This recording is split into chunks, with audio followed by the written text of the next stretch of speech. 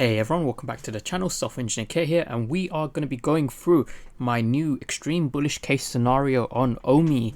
But on top of that, we do have updates on the upcoming drop for this Saturday, and I'm going to be going through an interesting scenario that happened with that, as well as my prediction for tomorrow's comic drop, Alpha Flight number 1. So first off, Alpha Flight number 1. This comic is going to be dropping tomorrow. Now, there are a few interesting things about this. Firstly, this is the first issue of this comic series, so again, that is quite important. It does feature some custom commissioned artwork specifically for VeVe as well, and we also know that the edition size is 10,000, so it has a few good things going for it. But do I see this comic doing well? Well, all of that aside, 10,000 editions. If we have a look at the price of the physical as well, and you can see that there are like 9.6s going for about, just around about $200 ish. There's a 9.8 here for about $589. So price wise, it looks very, very similar to the Hulk comic that we saw alongside the Beta Ray Bill comic. Now, the Beta Ray Bill, the common for that is going for around about 80 gems. The Hulk is about 40. Now, this comic series, from what I can tell, the characters, they're not as popular of an IP as the Hulk, obviously, and the edition size is the same. The price of the physical is about the same. So I would say the price being above 40 gems can't really be justified for the common, just because that's what the Hulk is at. And the Hulk, all other things the same, is a more popular IP. So I would say, this comic I can see comfortably sitting around about 30 to 35 gems for the common. That's probably after a week off after it's dropped. If it's going for above 40 after the drop, I would say, probably don't buy above 40. But, the Hulk comic is sat there for below 40, so same edition size, more popular IP, same price of the physical, it only makes sense. So that being said, I predict the uncommon is going to be about 35, the common around about 35-ish. The rare I see going for closer to around about 40 to 50. The ultra rare around about 90, and then the secret rare, I think this one will go for around about 350. I would say about 350 to 400-ish. So this isn't like a super popular IP, like I said. However, the edition size being extremely low, that does obviously help it. But based off of the price of the other kind of 10,000 edition comics that we have, which are more popular IP, I think this one probably going to be more on the lower end. Now, the next drop that we have is Saturday. So this was an interesting one. It is Sue Storm from Fantastic Four. However, they initially announced it as blind box.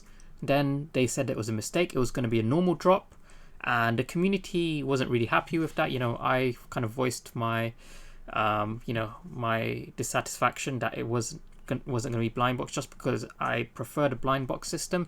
I have less errors on the app when I do it that way, and I feel like I kind of like not knowing what I have. It's kind of exciting to see what you have, because I've gotten commons, but I've also gotten secret rares that way. And VeVe responded, they have updated it back to blind box, so that is really, really good. Now, this character, Sue Storm, it is not the first appearance, because we have already had it as a Mighty. So if we just have a quick look at this.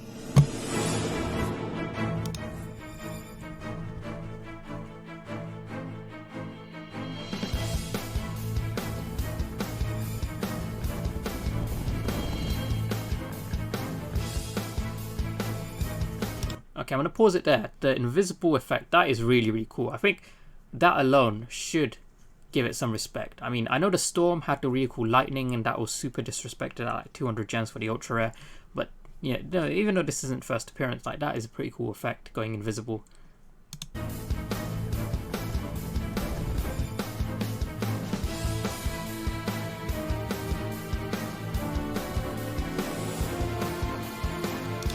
Okay, so they did say it's based on the first appearance. So what they mean by that is, as you can see by the outfit, this is kind of like the original outfit in the first kind of comic.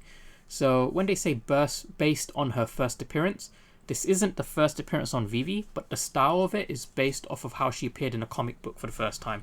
So that is an important distinguishment to make. Now, last what I want to cover is just the OMI utility, specifically why I am even more bullish on OMI now, and this links back to the MTL. So previously I discussed about why there may be a fee associated with MTL and why that fee may be as high as 30%. Now, do I believe it will be 30%? I would like to believe no, just based off what David Yu said, that it wasn't going to be higher than 10%, and based off of, you know, what VeVe's doing with expanding into other verticals. You know, they're looking to get into physicals as well with jazzwares, that kind of thing.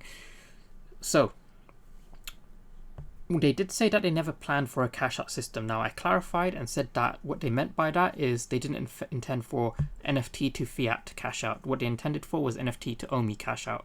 So with OMI, it's a little bit different, right? Now, hypothetically, if there was a 10% fee with cashing out via fiat, if the fee for converting to OMI is only 2.5%, and then there's no fee beyond that with the exchange and whatnot, that is a much more attractive way of cashing out. So what do I expect is going to happen? Well, a lot of people who are just, you know, trading off market or cashing out, you know, like they're planning to cash out via fiat, if there is a fee, they're going to look at OMI. Even if they've never kind of invested in OMI before, they're going to use it just as a vehicle to move their money out of the app. And when they're doing that, well, if there's someone who hasn't been staking OMI, they don't own any OMI, they're going to be paying the 2.5% fee, and that's going to burn a lot of OMIs direct from circulation.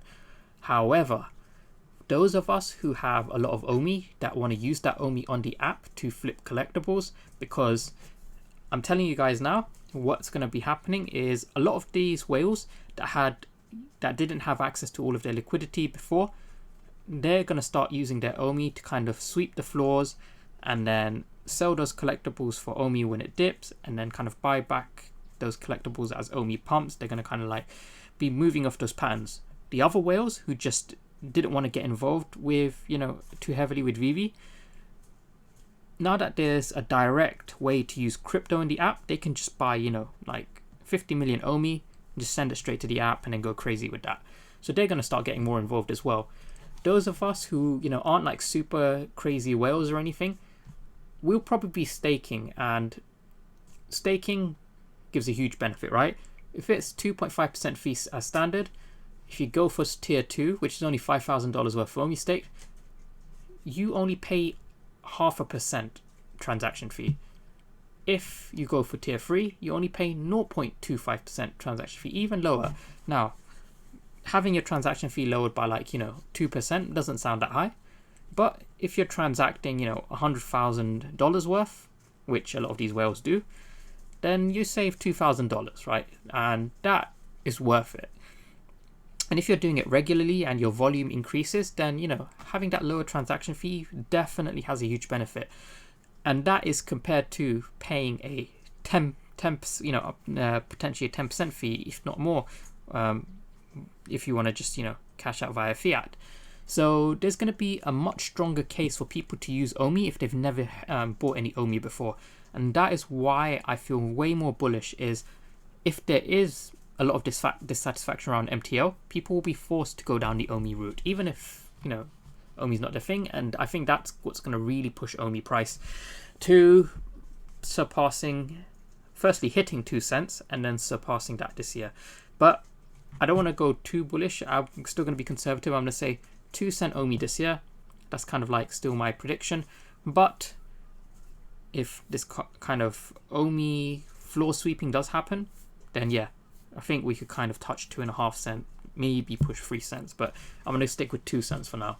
But on that point, if we just pop over to the price of OMI for today, so we can see some interesting stuff. Now, I initially drew this channel just to show you guys where OMI has been boxing in, and I said we're not going to leave this range until OMI's migration is fully confirmed. Now you can see just how, you know, just how OMI has been following this perfectly, right? It peaks at around about this 0.67 range and can dip down as low as this kind of 0.5 range. And we had this here, right? We dipped down to around about this 0.5 range, and then we shot straight back up, and we wicked up to this point of resistance at 0.67. And you can see just how perfectly it has stayed in this boxing range. Like 1, and then 2, and then 3. So third touch. Can we break out at the third touch? I think we can.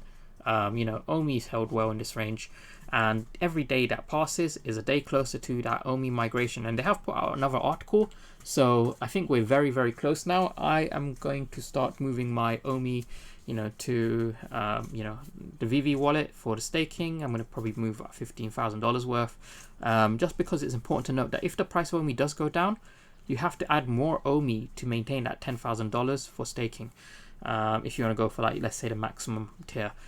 So I just want to put a bit more than I need to, just to be safe, but the rest, you know, I'll kind of migrate onto an exchange, and then kind of transfer it back that way. But there will be ETH fees because it's now ERC20, so make sure you have, you know, like just be aware of those fees. But yeah, that's pretty much everything to go through with you guys today. Thanks so much for watching. Please do like, subscribe, support the content, and I'll see you guys in the next video. See ya.